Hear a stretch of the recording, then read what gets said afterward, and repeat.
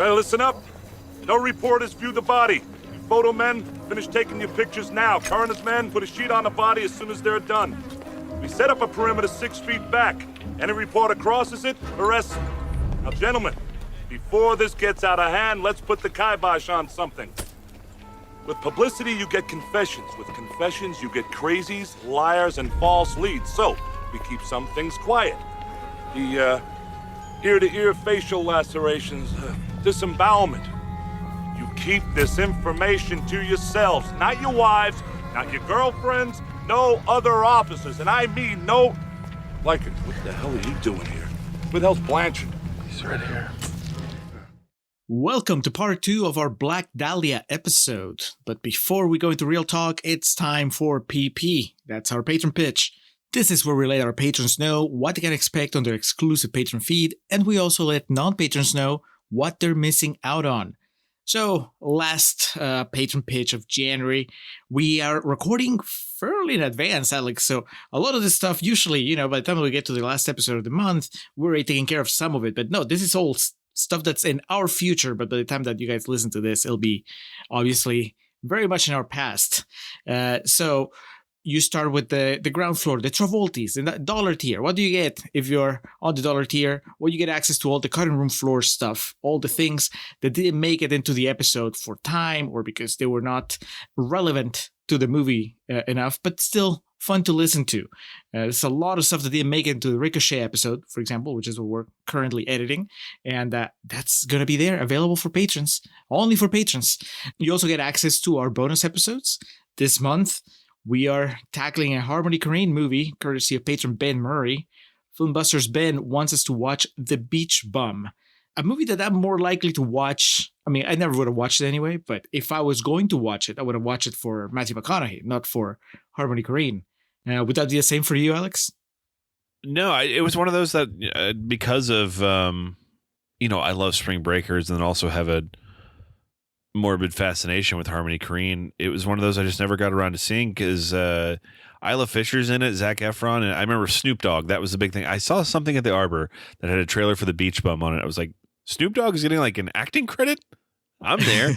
And then for whatever reason, it came and went, and it premiered at South by. If I recall correctly, it was, as far as like availability, it was blink and you miss it. So I'm glad that it's come back around. 90 minutes. I think we'll be all right. Well, it'll at the very least, lend itself to some discussion. How long was Trash Humpers? Too long.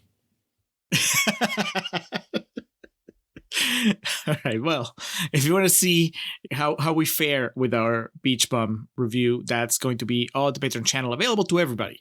Now, if you want more content, then you go up a tier. You go to the We Know It's a $3 tier, and then you get access to our pre-recording notes. You get access to our video reviews this month. Patron John Amenta has assigned Richard Linklater movie to Alex. Everyone wants some, with an exclamation mark at the end. And I'm getting a Peter Jackson movie, The Frighteners, Michael J. Fox horror comedy, I think. I've seen at least part of it a long, long time ago. Pretty much a first-time watch.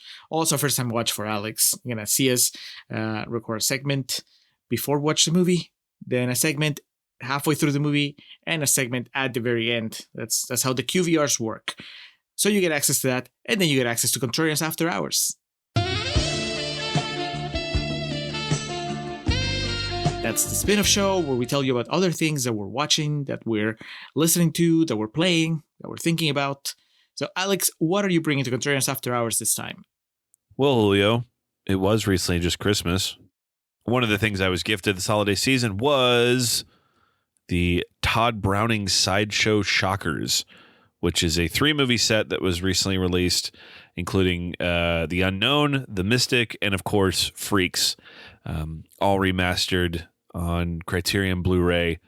I have not watched any of them as of right now, but by the time we record our After Hours, I think I'm this weekend before the wild card round of the NFL playoff starts. I'm going to, like any normal person, watch some Todd Browning movies from nearly a century ago and then watch football. That's me, Todd Browning Sideshow Shockers, the trilogy on Criterion, which I'm very excited about. That'll be what I'm bringing to the table. Julio, what about yourself? This time around, I will be talking about the show Peacemaker, Alex. It's kind of a follow-up to our Suicide Squad episode. I was finally inspired after talking about the movie with you and rewatching it, and I wanted to see, okay, so what happened with the John Cena character? Because it got pretty good reviews. People really liked it. And I didn't make the time to watch it, so I finally made the time. It's only 8 episodes on HBO, and it's really good. It's so much better than the movie, and the movie was fine. I mean, we both liked the movie, but this is. I will tell you about it. And of course, everybody by now that's listening to this, they're just nodding. They're like, of course it's good. Didn't you hear us like 2 years ago when we're telling you about it? Like, well, I'm late to the party, but better late than never. It's still there. So, and I guess they're finally working on the second season right now. So, and then a movie that I haven't watched yet, but I plan to have watched by the time that we record the After Hours. It's called Theater Camp. And I've been hearing about it a lot in other podcasts, like the guys from Film Spotting were pretty big fans. I don't know much about it other than it's kind of like this indie darling that they're promoting, that they're championing. It's on Hulu. It's only 90 minutes. It stars Ben Platt, Evan Hansen himself. So it seems to be a comedy that has to do with musical theater. So it could be right up my alley, or it could be really cringe. Find out which on our After Hours after I've seen it, and you'll hear me tell Alex about it. So Theater Camp, Peacemaker, and Todd Brownie's collections of misfits. That's your After Hours. And then if you want to be part of those patrons that tell us what to do, those people making picks for the main feed and for the patron feed and for the QVRs, that's when you go to the $5 and $10 tiers, the Embrees and the Gats. So go to patreon.com/Contrarian Prime, look at what we're offering, and see how you would like to join the Contrarian supplements. $1, $3, $5, and $10 are respective tiers, as Julio's outlined. It's all there. $1 gets you on the ground floor. You have access to things like our Lindsay Lohan retrospective, our Rock Cena mega series, dating all the way back to our first bonus episode years ago with Blue's Warmest Color. We currently have our potential projects out there, the tiers we're looking across. At 30 patrons, we're going to be doing From Silk Sheets to the Silver Screen. Quick rundown. We got Rabid, 52 Pickup, The Running Man, Romance, The Girlfriend Experience, Inherent Vice, and The Other Side of the Wind would be in line with that project. And then further down the line, when we cross 40 patrons, Julio and I will be recording commentary tracks on the Friday the 13th franchise. Each movie, you heard that right. And then our lofty goal of 50 patrons, because it would be a pretty big undertaking. We'd cover the entire Saturday Night Live film catalog. That is at any level. So as Julio said in the past, and as I tend to agree with, if you have been on the fence before, now's the time to take the risk and drop $1 down, because we've got plenty of good stuff in the works. But that overshadows our current patrons, and we don't want to do that because we love y'all dearly, and thank you for your support, as y'all have been there since day one. If you have any questions about our patron, be sure to reach out to us any way you choose to. But we'll keep doing what we're doing for y'all. And of course, we'll keep supplying the goods here on the main timeline here on our main feed. And I guess it's in that vein, Julio, that we return back to bring a dramatic conclusion to the career of Brian De Palma, at least from a stance of major studios giving him money to make movies in the United States. We get back into the ring, Alex.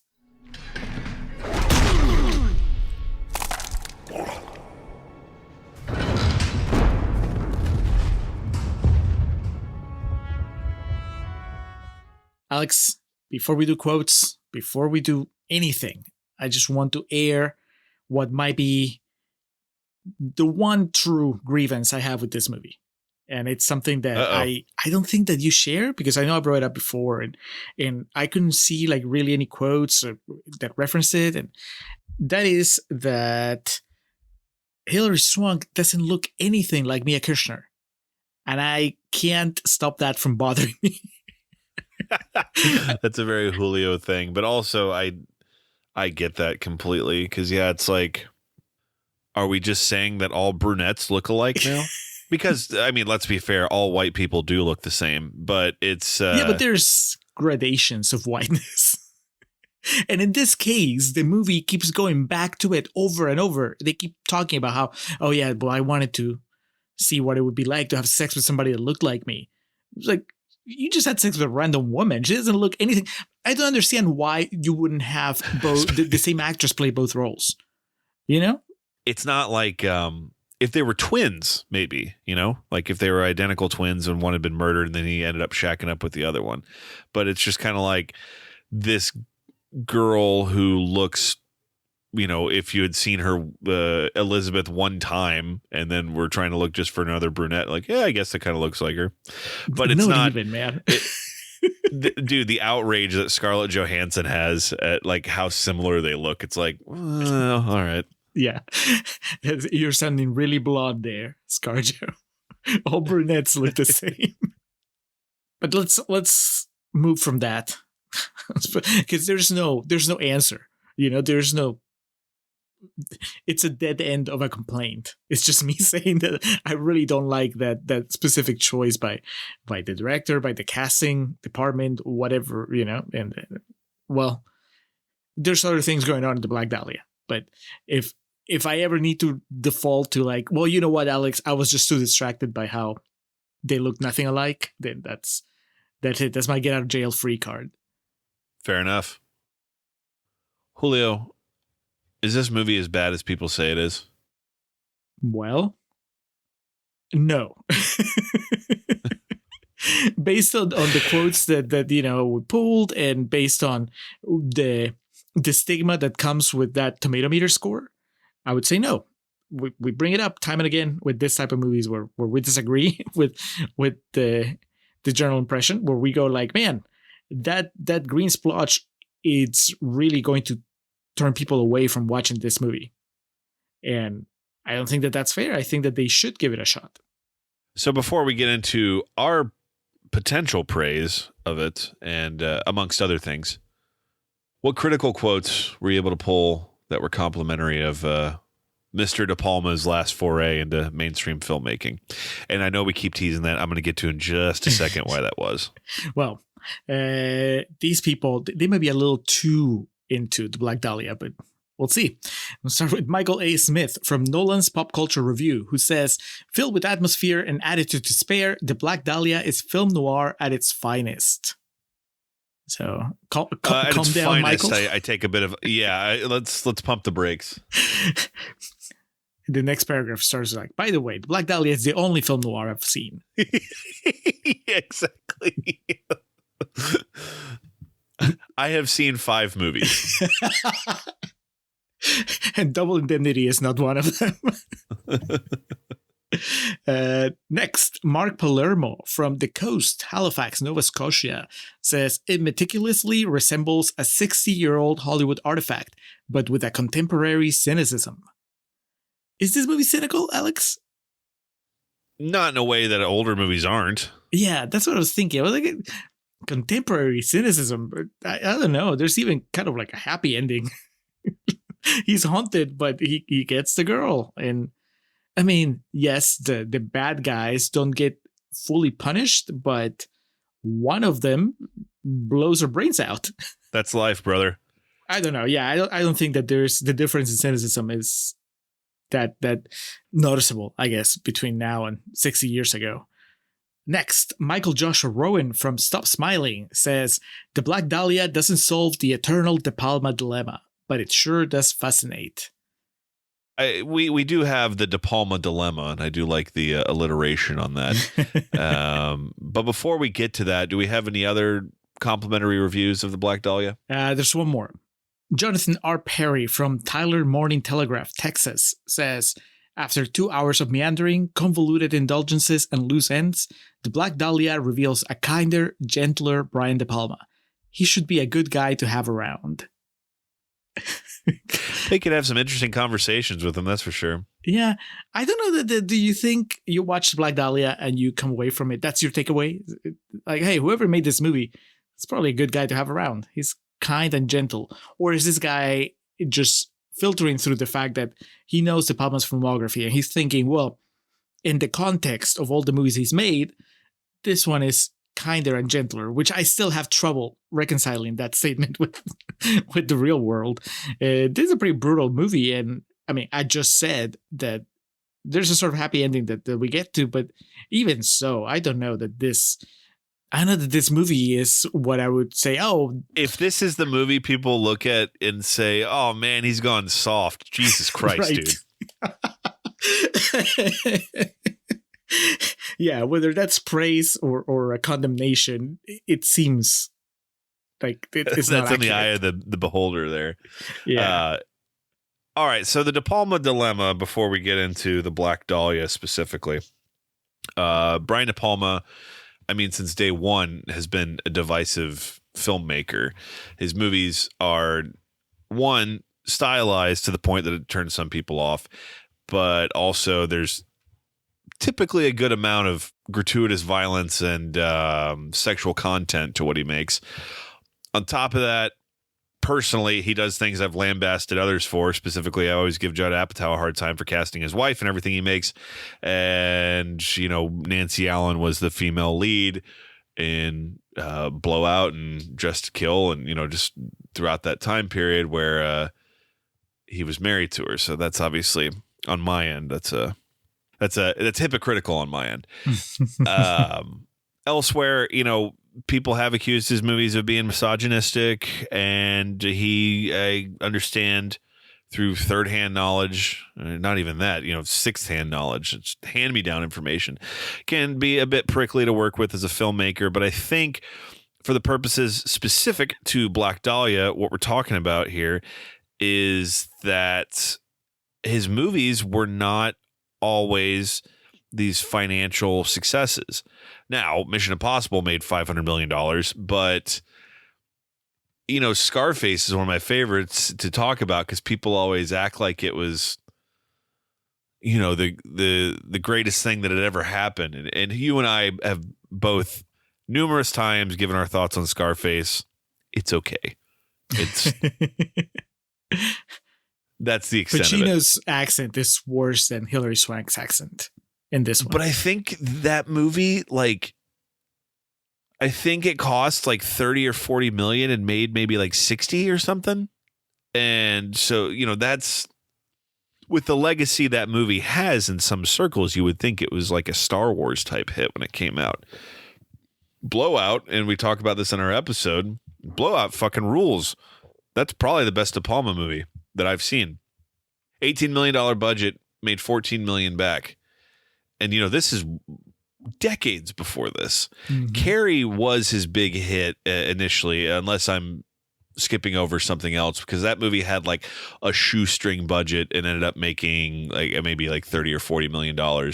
And Carrie's fantastic for those of y'all who may be unaware. If you've never seen it, not as good as a remake, but yeah. That's a very, very stupid thing to say, Julio. I got an alibi just in case you think I did it. Tighter than a crab's ass, and that is airtight. All right, so let's go down the list here once we move into the 90s, the late 80s, early 90s. The Untouchables, starring Kevin Costner, not Omar Sy. That had a $25 million budget, made over $100 million.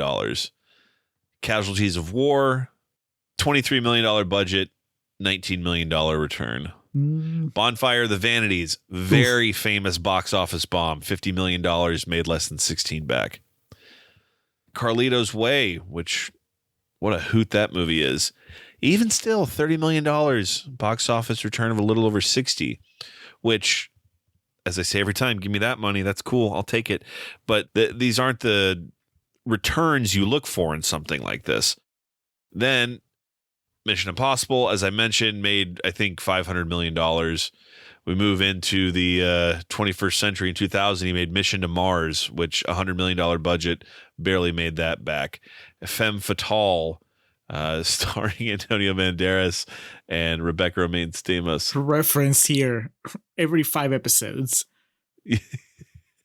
$35 million budget, $17 million return. And then at long last, we move into the Black Dahlia. $50 million budget, less than that on the return, a little bit over $49 million. So my take on the Brian De Palma thing is he is clearly a name. made some very, day one film class type movies, but his name seemed for the most part to be bigger than what numbers would show.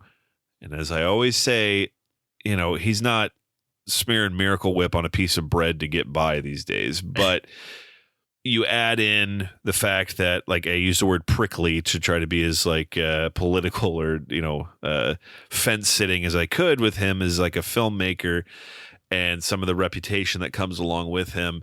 And my personal opinion is it just got to a point where clearly this was the point. It didn't get to a point. We're talking about the point.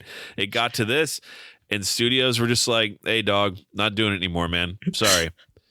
And they use those exact words. I'm trying to think of who called up De Palma and be like, yo, Bry, we're out the game, dog. We're not doing it anymore. And just for your knowledge, Julio, and anyone listening out there that doesn't know, Brian De Palma directed the Dancing in the Dark music video for Bruce Springsteen. That's the one that famously was like, that has Courtney Cox in it. That was her first like big on-screen appearance. So the De Palma dilemma is being one of the most celebrated filmmakers of your time, but the Hollywood system thinking that you don't have anything to show for that short of, Mission Impossible. Does that make sense? Yeah. Yeah. It's like, we have this name, but odds are that we're not going to get our money back every time that we finance one of his movies. Yeah. I mean, I think that's definitely part of it. I think the other part of it is just that on top of that, you don't have, he's mainstream, but he's not mainstream. So he's not very true. Not mainstream in the way that's to put with his contemporaries, right? Coppola, Scorsese, when they make a movie, it feels like you're more likely to appreciate it in the mainstream than the Palma movie, because the Palma movie is not just the style, but also the content and the heavy sexual content in America. And you think about like Scarface, it's one of those movies that's just so known for being Scarface. This sounds like such like an indie music, like a nerd take, but I mean this genuinely. If you walked up, every person you saw on the street wearing a Scarface t-shirt, if you walked up and asked them who the director was, I bet 50% of the people wouldn't know who directed it. Yeah. He's a name, but he's not a name. That was a perfect way of putting it. And I was just saying, right, that there's like the high sexual content in his movies, but really not that, like the latter part of his career, not really, right? Like Snake Eyes is pretty Hollywood, and even something like The Black Dahlia or this is very Hollywood. Yeah. That's what I'm thinking. Like it's, and maybe that's what they were talking about when they're saying that he went soft or that he was nice. It's just that for all the graphic violence or whatever, this is not on the level of the shit you see in Blowout, Carrie, Dressed to Kill. All right, so he got 2 movies, looks like, no, 3 movies. 3 movies since Black Dahlia, 2007, 2012, and 2019. And I mean, IMDb lists 3 more, 1 in production, 2 in development, who knows, right? And so it's not like he's out of the game. It's just that he's not... and even if he were, going back to what we're talking about, it's not like he doesn't have a legacy or that... he's asking his brother for a loan. I mean, we don't know. We don't know how he financed Passion. That's very true. But still, I mean, it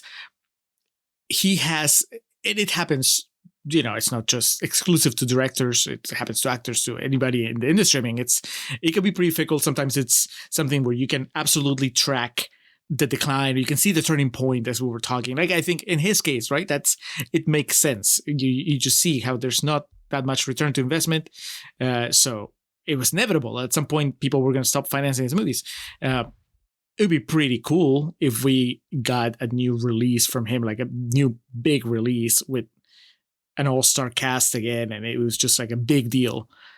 But then, of course, I don't know about you, but I would go into thinking, all right, there's a 50-50 chance that I'll enjoy this or that I may think it's a mess, which leads into the Black Dahlia. We both already I guess, agreed that this is a movie that's better than its tomato meter score and its reputation. But does that mean it's a good movie, Alex? Toast. To Proposition B. To the Blackard-Blanchard rematch. Bigger than Louis Schmeling. To my super cops. To us. Well, Julio, before we talk about if this was a good movie, attention has to be drawn to what the original movie was, and that was a 3-hour cut of this.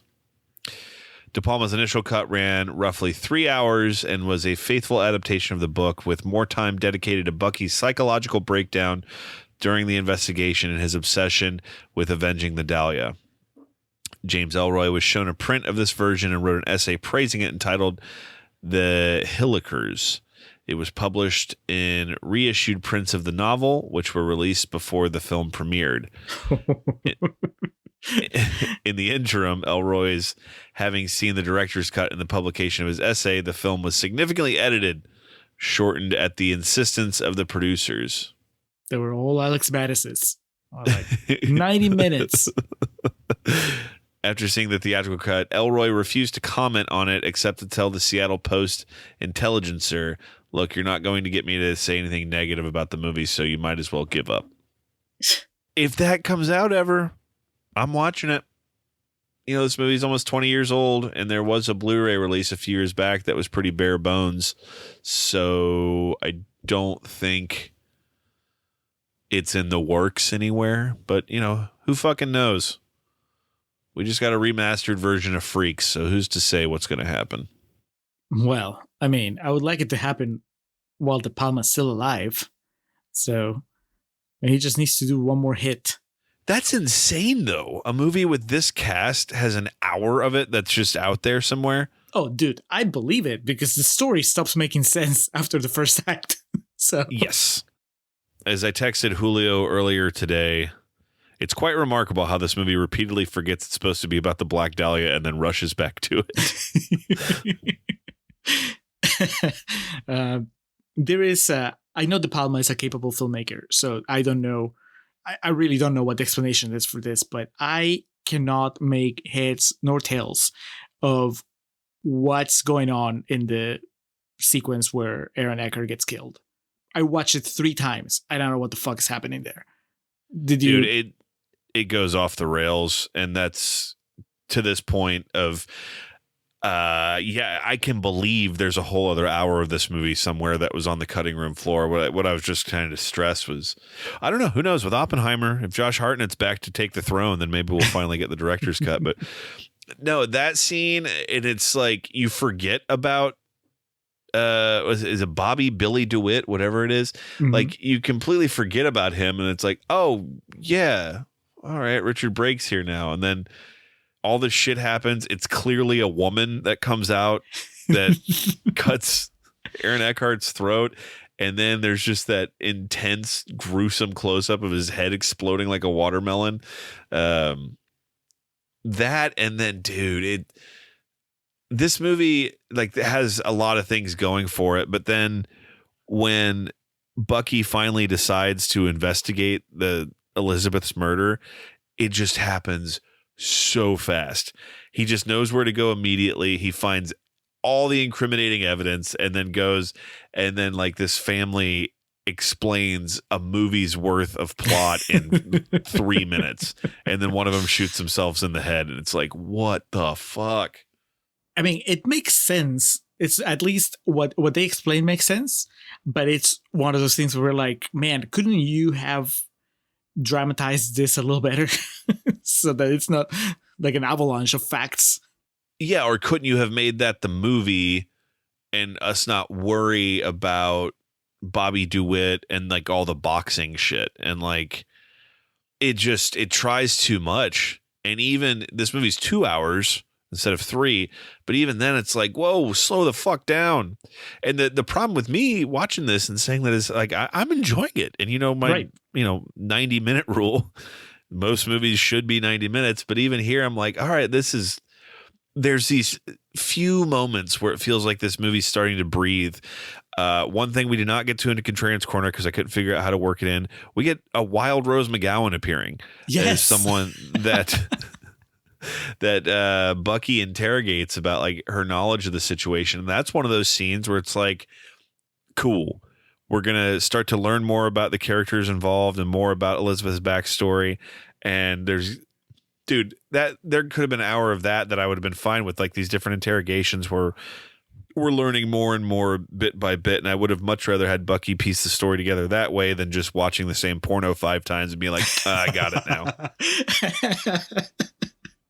Yeah, he keeps the investigation. When Aaron Eckhart is investigating, it's just him looking at pictures, like photographs on a table. And when Josh Hartnett is investigating, it's just him watching that same, was it black and white audition tapes and the porno.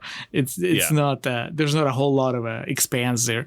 At the same time, Alex, I really enjoyed, I mean, if I have to pick my favorite element in the movie, it has nothing to do with the Black Dahlia. I just like the love triangle. Not even like love triangle. I like the relationship that they set up in those first 30 minutes, whatever the first act, however long it lasts.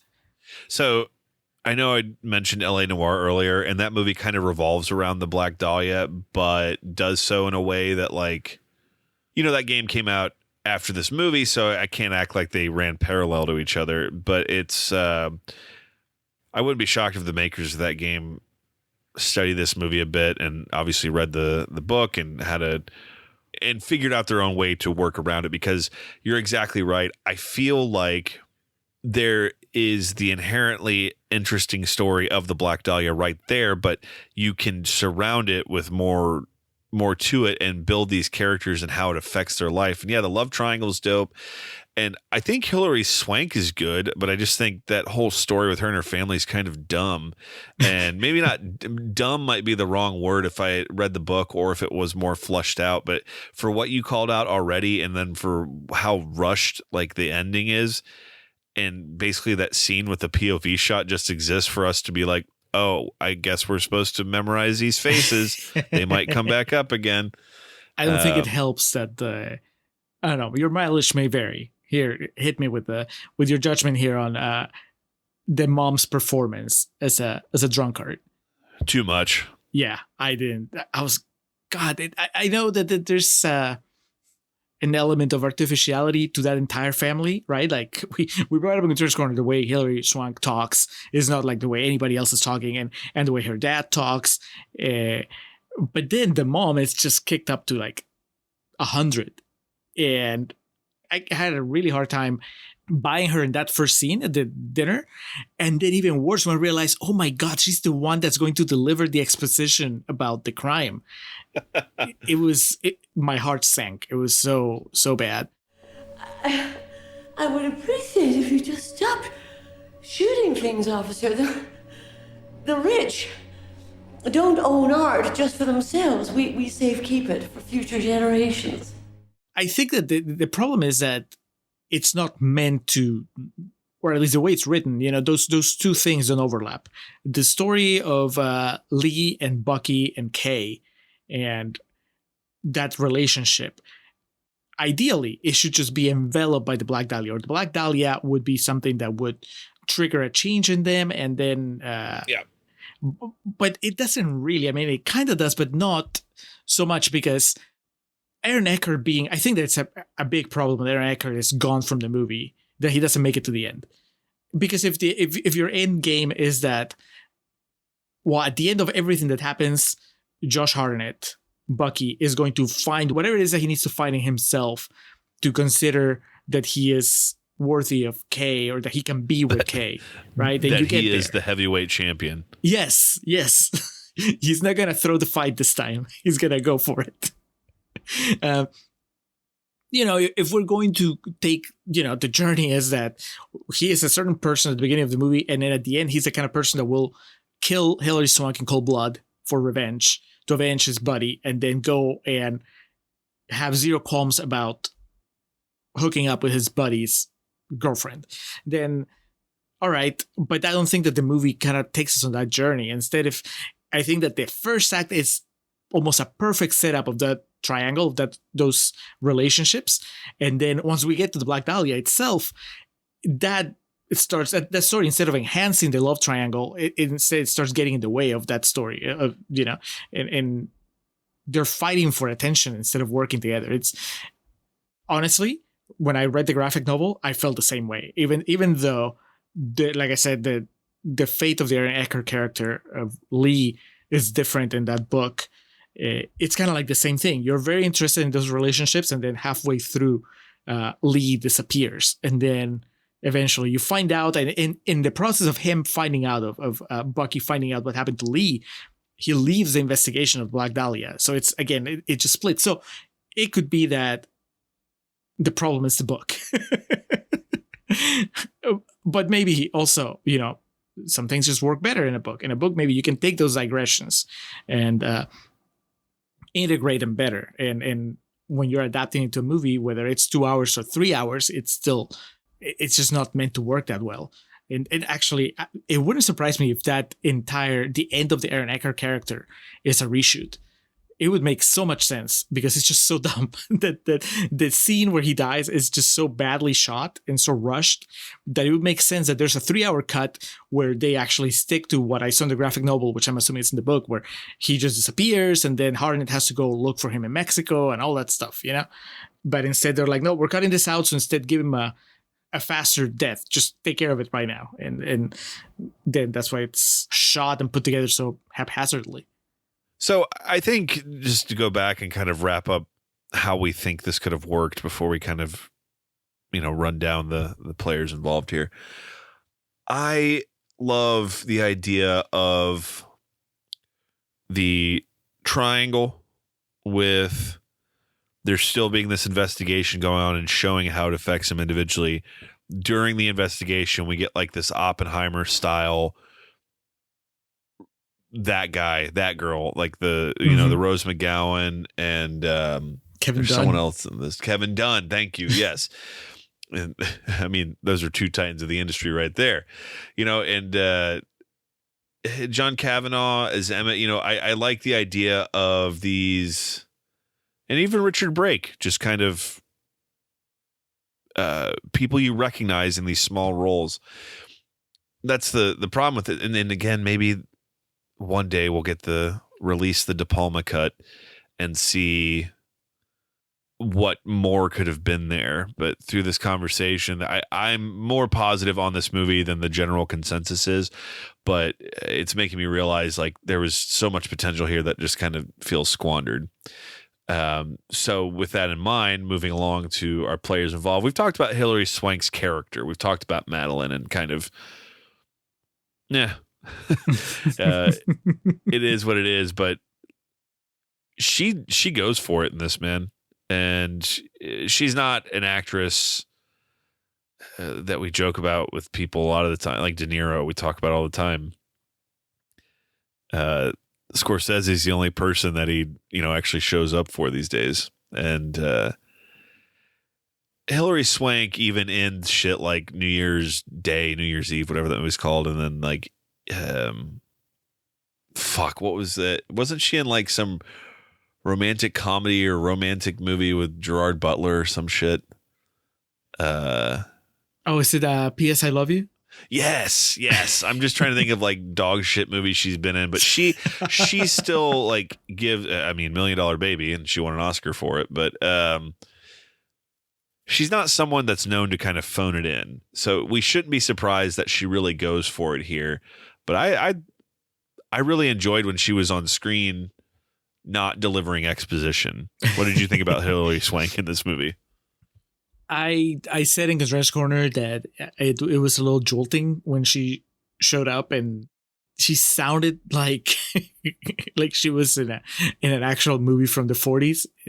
And I have the vapors. Yeah, I don't know. I mean, I think that I like the performances from almost everybody else better, but that also helps me not worry so much about it. Because at first when she first showed up and she started talking, I was like, oh no, this is where it starts getting bad.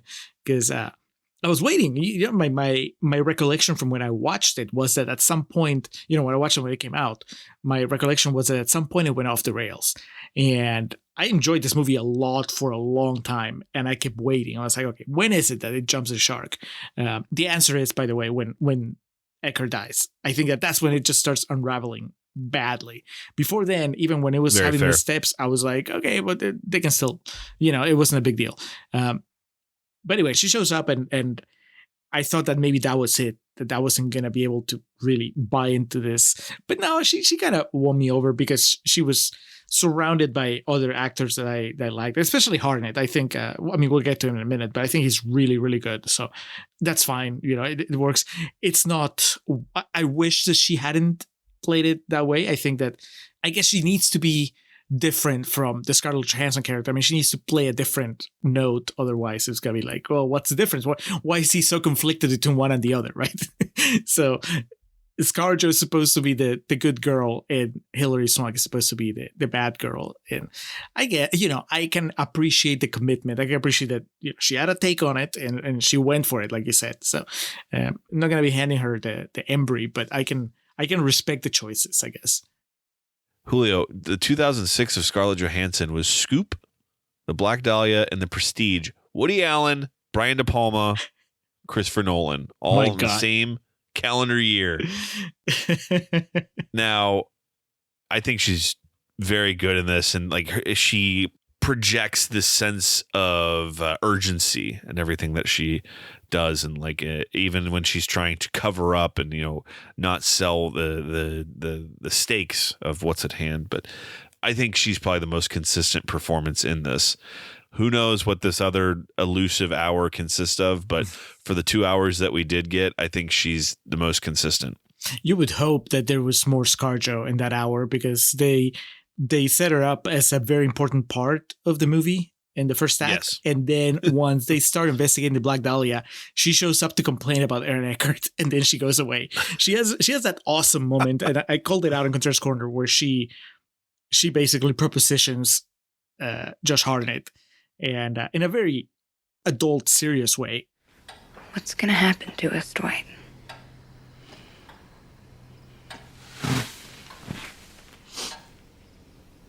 The three of us. No, us. Just the two of us. I love that scene. And then she has is it a follow-up scene, or is it the end of that where she just slams the door on him? She goes up to the bathroom and he's looking at her, and then she just closes the door like, nope, you missed your chance. That's it. Yep. She looks back at him, and then he tries to he flashes her a smile, I think, and then she's like, tough shit, brother. Slams the door on him.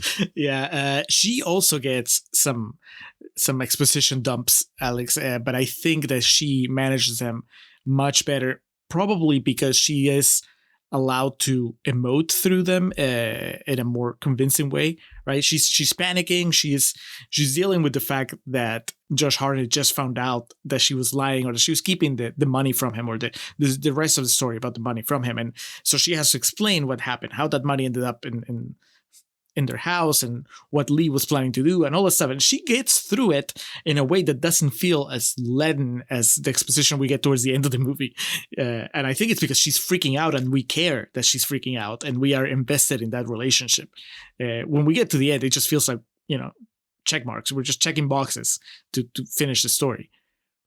A big part of that too is in those exposition dumps, Josh Hartnett's reacting more, and he also is kind of finishing her thoughts because he's figuring it out along with the audience. Whereas the family of rich white assholes at the end just dropping everything. He's he doesn't know what to do. He's crestfallen. He's Tommy Wiseau at the end of the room, that type of thing. So anyway, Aaron Eckhart, for as much as we've talked about him, his scenes vary in what he's able to do. I do think Aaron Eckhart is a better bad guy's extreme, but he's someone who definitely I buy as kind of an asshole and being kind of a dickhead, or, invested more in his interests in the greater good, that type of thing. That's the Harvey Dent character.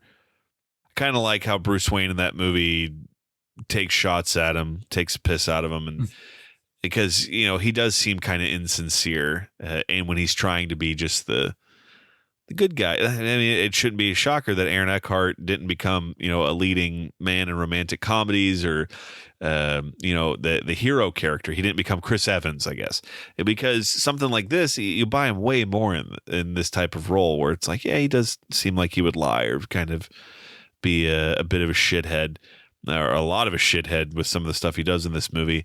And that's, I don't know him in real life, but I'm just telling you, you look at him and you're like, oh, look at his haircut. That guy seems a bit disingenuous. So I thought,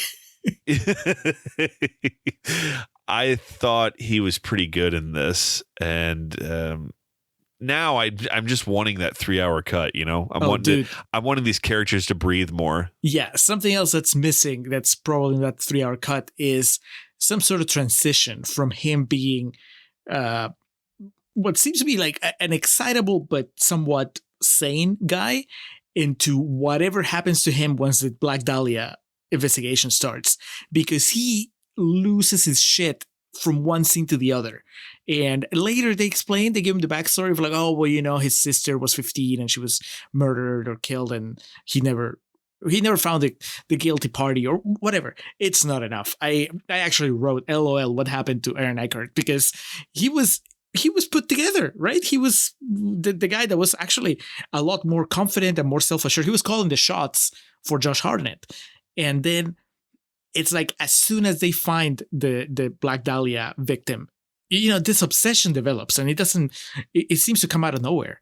There has to be, I would say, 2 or 3 scenes worth of him transitioning into that. They keep mentioning that he's on drugs, that he's taking something, but we never see it. So it doesn't really hit that hard. But I like Aaron Eckhart's performance here. I remember feeling that intensity that he brings to the character, even from the trailer. Do you remember seeing the trailer for this movie? Maybe. I don't remember off the top of my head. It doesn't have any. It wasn't the Watchmen trailer. It wasn't that memorable. But it had.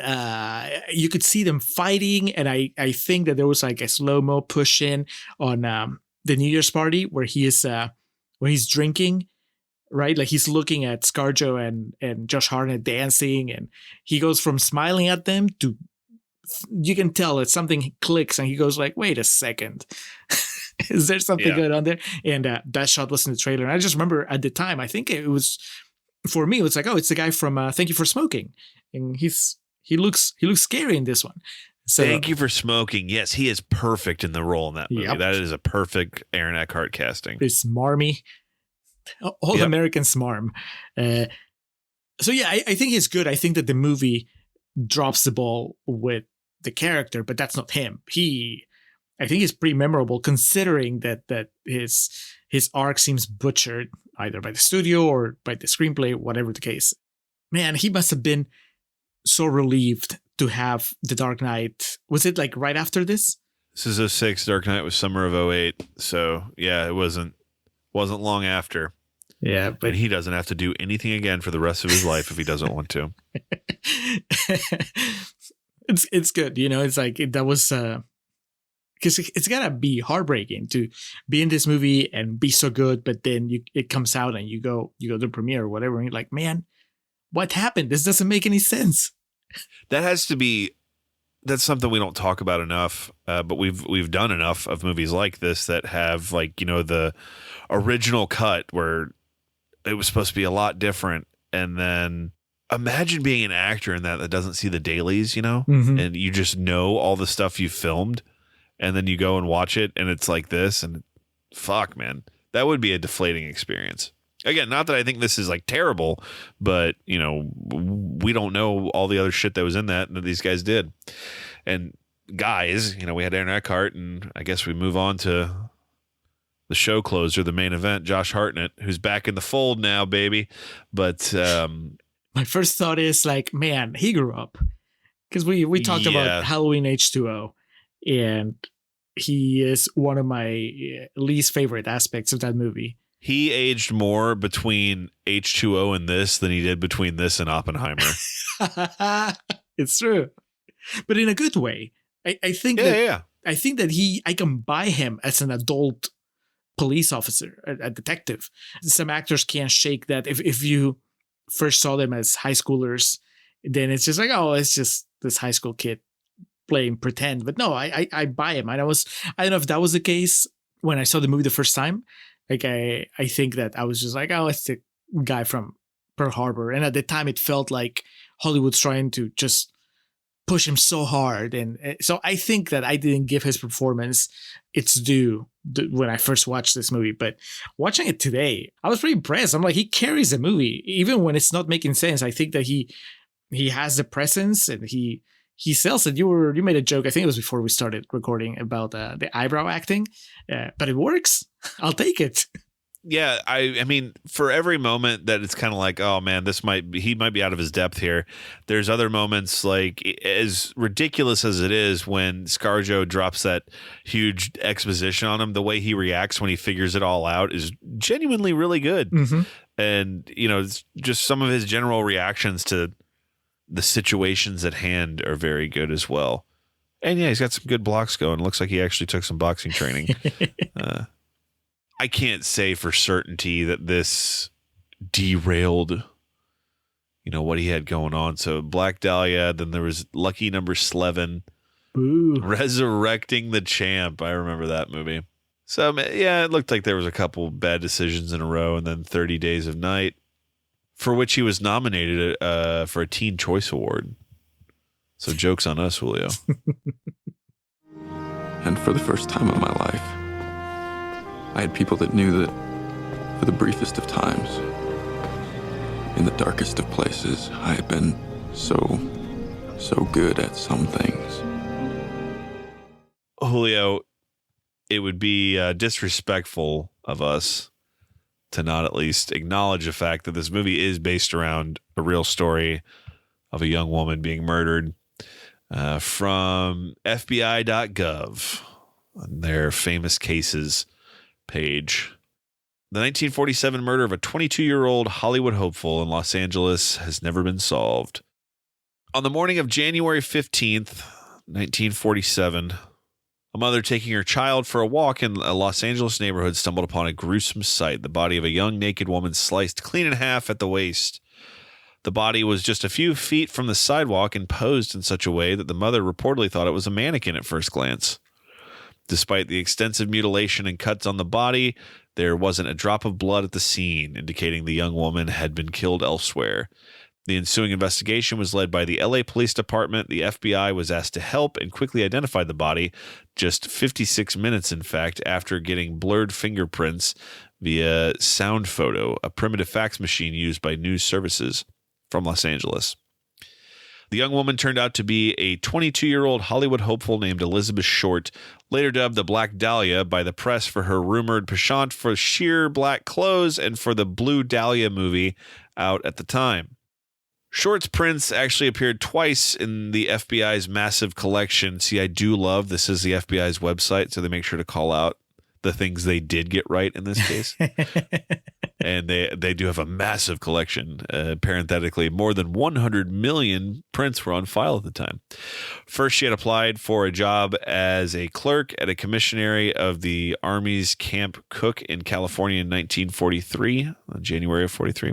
Second, she had been arrested by the Santa Barbara police for underage drinking 7 months later. The Bureau also had her mugshot in its files and provided it to the press.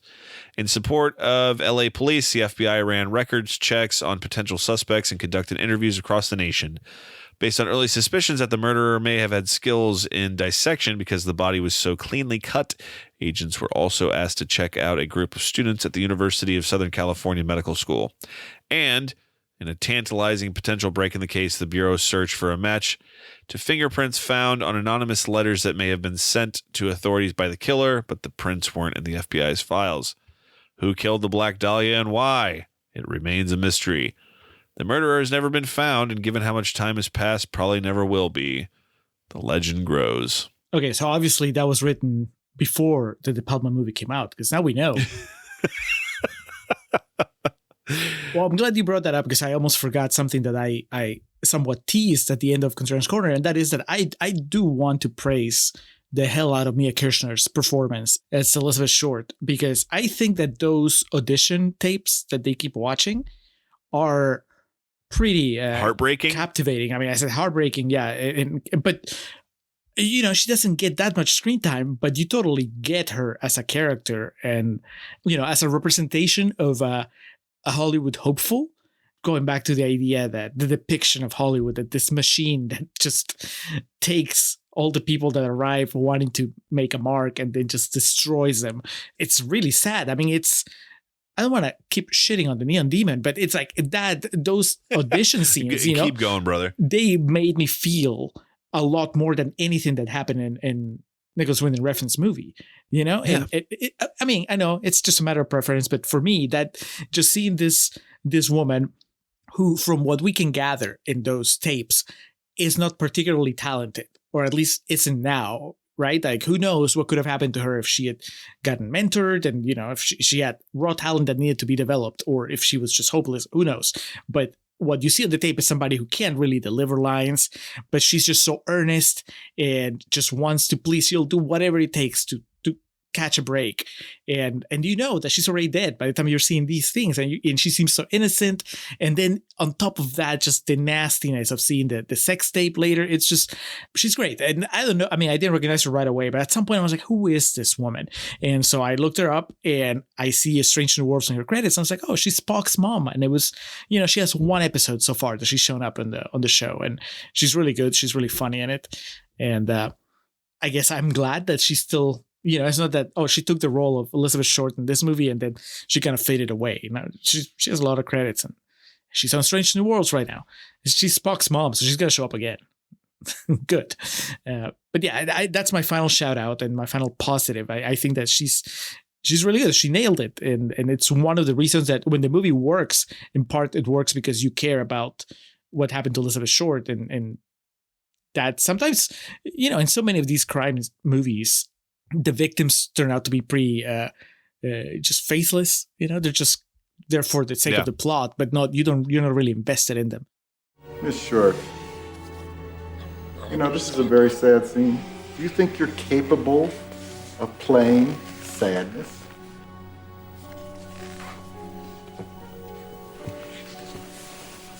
Sure. I can do that.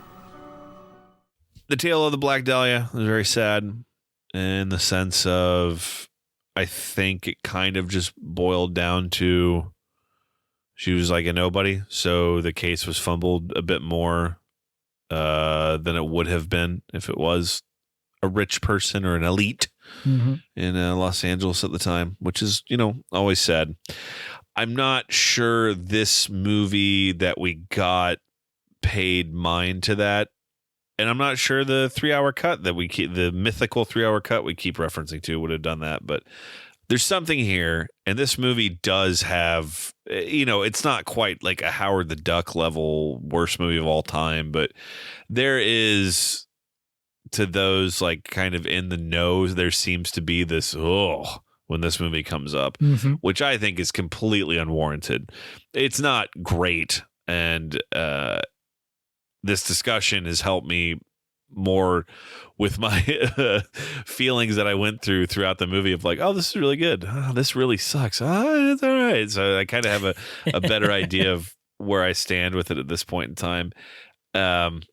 It's historic in the De Palma sense. This was the death nail, warranted or not. You got to wonder if they released that 3-hour cut. Yeah, maybe they may not have made their money back, but like critically, you know, it could have, who knows what it could have been. And then, of course, if something gains critical success, there's a higher likelihood of more people going out to watch it. So who fucking knows?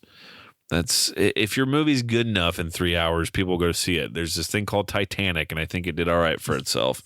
Endgame's over 3 hours, right? And this isn't me defending the quality of that movie, but I'm just saying, you know. I mean, you gotta build up to it, though, Alex. So yeah, you got to build up for 10 years so you can make another 30 years afterwards. Just give me the De Palma Punisher movie. Oh my God! Now you're talking my language. Calvin Candy now. Is that his name? You have my attention. All right. Well, I don't think this movie is as bad, anywhere near as bad as its legacy would lead you to believe. That being said, it ain't great. So I'm probably going to err on the side of like a C+, which would probably translate to like a 3-star review at most. I can't see myself going with 3.5, but it's a movie I would encourage people to watch with, like, we talk about this all the time, saying like, it ain't great, but like there's a lot of redeeming qualities about it. So Julio, where did you find yourself on this viewing of the Black Dahlia as far as a rating goes? Well, at least as far as the star rating goes, I'm going to be a little harsher than you, just 2.5, because it's funny. It's weird, really, because there's some elements of it that I like so much. And in a way, us talking about the performances versus us talking about the story, the screenplay is like night and day. But at the end, the best performances in the world can't save a story that falls apart. So yeah, I'm pretty middling on it. I would recommend it still. I would say like watch it. It looks great. De Palma is a great visual storyteller, except for when he has to kill Aaron Eckhart, apparently. But for the most part, you called out the music in Contrarians Corner. The music is great. The production design, those fucking hats, it's amazing.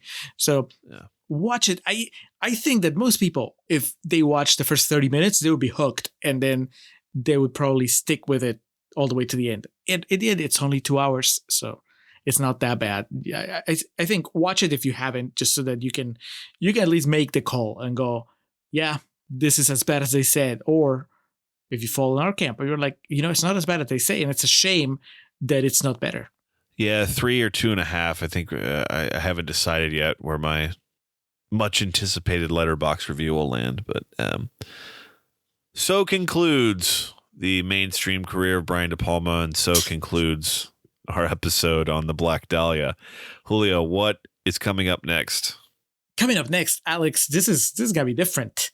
This is a patron demand from Stu from SWO. It is an animated movie. It is not made by Disney. Going into new territories for both of us. It's called Your Name. And I remember it being a huge deal when it came out a few years ago.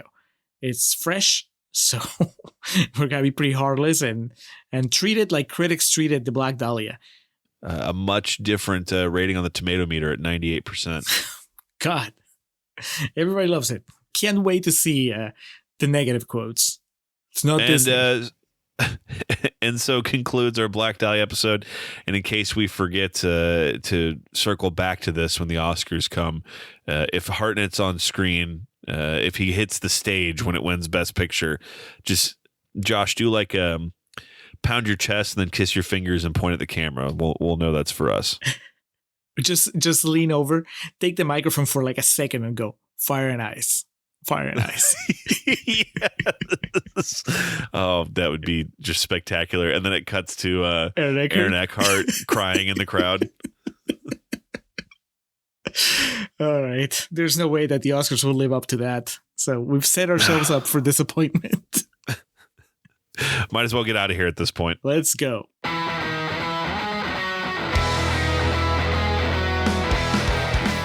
Welcome to our end credits. Or as we usually call them, our perennial plugs. We start off by giving thanks to the Festive Years who provide our opening and closing tracks. They kick us off with Last Stand and take us home with Summer of 99. Be sure to head over to thefestiveyears.com for any and all Festive Years needs. Our friend and fellow podcaster Hans Rothgieser is the man behind our logo and all the art you see related to our show. Reach out to him and let him know how much you like that little tomato. His email address is mildemonios@hotmail.com and his website is mildemonios.pe. That's MILDEMONIOS. You can also check out his podcast Nación Combi about Peruvian current affairs and Marginal about economy. Hans, thank you for all your support. For those interested in the regularly absurd world of professional wrestling, Joe and the boys over at latenightgrin.com have you covered. Tell them the Contrarians sent you. And we like to close with special thanks to our social media team of Zoe Perez and Corey Ari. Each of the social media accounts we mentioned in the introduction look as good as they do because of their work. So that'll do it for this episode of The Contrarians, where we're right and you're wrong, and we will catch you next time. How much money he makes a year, who knows? Just promise me you'll